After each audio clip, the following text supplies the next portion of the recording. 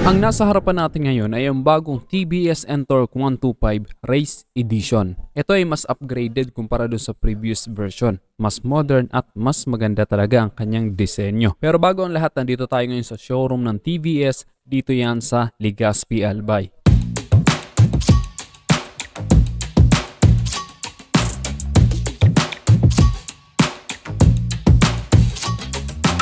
Sa harapang bahagi pa lang ng motor na to, napaka-sporty na ng kanyang disenyo. Although may pagkakahawig pa rin sila ng previous version, pero kung titingnan mo, mas maganda pa rin talaga itong bagong version na to. Then ayun ang ganda ng design ng kanyang headlight.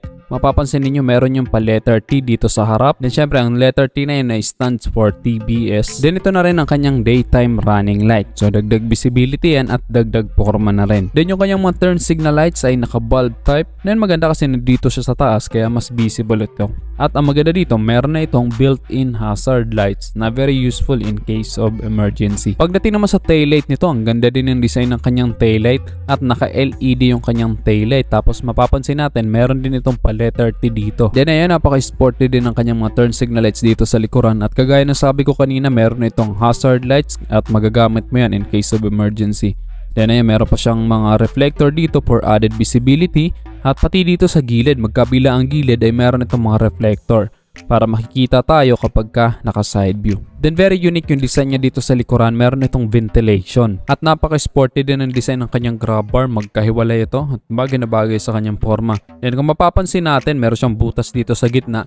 Bali, yan ang kanyang fuel refiller. Yes po, nandito sa dulo ang kanyang fuel refiller kaya hindi mo na kailangan buksan pa ang upuan kapag magpapagas ka. Anyway, ang kanyang fuel capacity ay 5.8 liters. Malaki ang kanyang tangke kaya malayo-layo mararating mo sa isang full tank mo. At matipid dito sa gasolina dahil fuel injected na din ang motor na to. Sa katunayan, kumukonsumo lang ito ng 45 to 50 km per liter. Kaya perfect na perfect din talaga pang araw-araw at pang hanap buhay ang motor na ito. Anyway, pagdating naman sa kanyang makina, ito ay 124.8cc or round up na lang natin sa 125cc.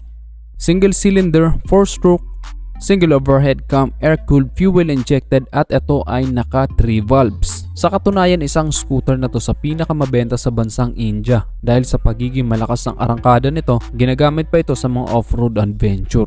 Ang maximum power nito ay 7 kW at 7,000 RPM with a maximum torque of 10.6 Nm at 5,500 RPM. Kaya siguradong hindi ka mabibitin sa performance nitong TBS Ntorq 125 Race Edition. Then dito sa gilid, ang ganda tingnan nitong kanyang emblem na Ntorq 125.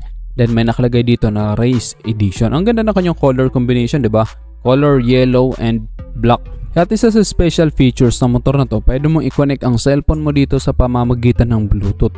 And mapapansin mo, meron dito nakalagay na Smart X Connect. Kapag ka-connected ka na, makikita mo dyan sa screen mo kung may tumatawag sa'yo, may nag-text at marami pang iba. Tapos dito meron din siyang emblem na Ntorq Race Edition na very sporty talagang pagmasdan. At malaki ang kanyang instrument panel kaya madali mong mababasa ang kanyang mga indicator. Hindi ka mahihirapan dito kaya very user friendly talaga. Tapos dito sa baba meron pa nakalagay na 125 Race Edition. Then pagdating naman sa kanyang mga switches, dito ang kanyang high beam and low beam at meron pa itong passing lights. Tapos dito ang kanyang turn signal light switch at ang kanyang busina. Sa kabila naman meron itong kill switch at ang kanyang hazard light switch at ang kanyang push start. Then bukod sa kanyang electric push start, meron pa itong kickstart. At kung ikaw naman ay galing sa grocery or sa palengke, hindi ka mahihirapan sa mga pinamili mo dahil naka-flat footboard ito. Meron ka paglalagyan dito sa harapan, then malawak ang kanyang footboard kaya marami kang mailalagay dyan at meron pa itong retractable hook kaya meron kang pagsasabitan dito sa harapan.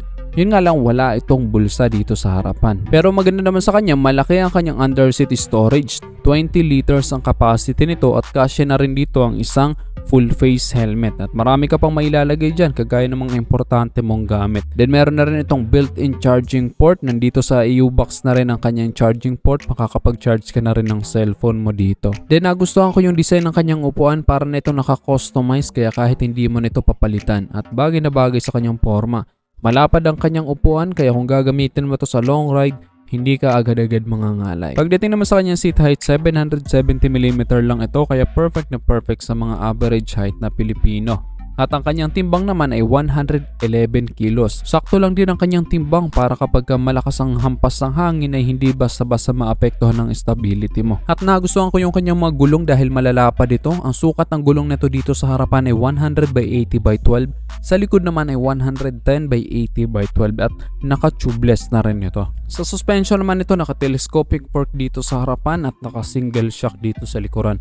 Yan, maganda yung kanyang spring dahil color red ito. Yan, bumagay din sa kanyang forma. Then ayan, meron na rin itong tire hugger sa kanyang gulong kaya hindi basta-basta kakalat yung mga putik-putik or dumi doon sa loob. Pagdating naman sa kanyang preno, ayan, malaki ang kanyang disc dito sa harapan.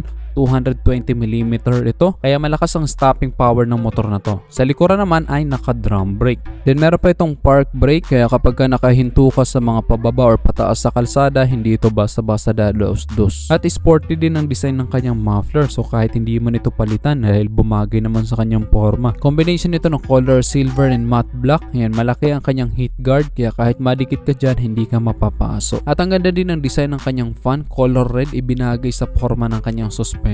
Sa kabila ng mga advanced features ito at pagiging high-tech, sobrang affordable pa rin ang presyo ng motor na to.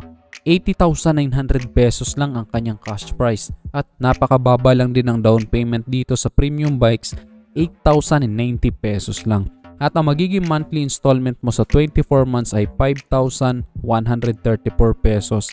Sa 36 months naman ay 4,165 pesos lang. Yan, available yan dito sa TBS, dito yan sa Daraga Albay. At bukod dito sa color yellow, meron din ditong available ng color red. So mamimili ka na lang kung anong kulay ang gusto mo. At ang masasabi ko sa motor na to, sulit na sulit ang pera mo dito. Sa 80,000 plus mo, meron ka ng naka 3 bulbs na 125cc, naka full digital display, at meron pang smart connect, tapos naka LED ang kanyang mga ilaw.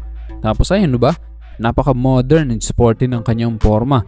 At ang TBS ay isa sa reliable brand sa bansang India. Isa ito sa nangunguna dun sa bansa nila. Yun nga lang, dito sa Pilipinas hindi pa siya ganun kakilala dahil ang madalas na binibili lang naman dito ay Yamaha, Suzuki at Honda. Pero itong TBS Ntorq medyo dumadami na rin ng tumatangkilik. Marami-rami na rin akong nakakasalubong sa kalsada. Kaya guys, ano masasabi nyo dito sa TBS Ntorq 125 Race Edition? I-comment nyo na lang sa baba at kung nagustuhan mo naman ang video nito, just hit like.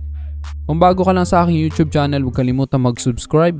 Click mo na rin ang notification bell para sa mga susunod kong video ay updated ka palagi. Yun lang guys, hanggang sa muli, ako sa Rosgo TV. Ride safe always and God bless.